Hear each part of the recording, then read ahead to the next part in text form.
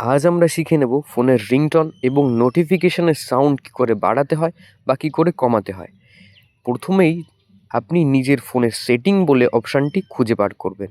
ঠিক সেটিংয়ে ট্যাপ করার পর ঠিক আপনার সামনে সেম এরকম একটা ইন্টারফেস খুলে যাবে, যেখানে আপনাকে খুঁজে নিতে হবে সাউন্ড অ্যান্ড ভাইব্রেশন বলে অপশানটি।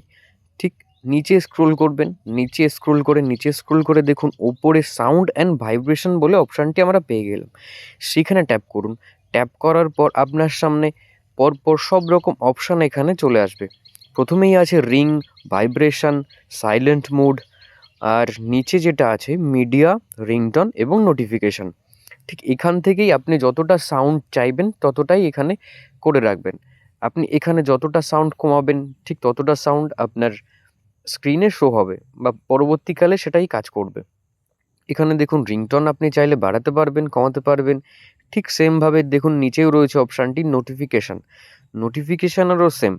আপনি চাইলে এখান থেকে সাউন্ড বাড়াতে পারবেন বা আপনি চাইলে এখান থেকে সাউন্ড কমাতে পারবেন। আপনার কাছে এই ভিডিওটি হেল্পফুল হলে অবশ্যই সাবস্ক্রাইব করুন আর আমার চ্যানেলের পাশে থাকুন। Thank you all.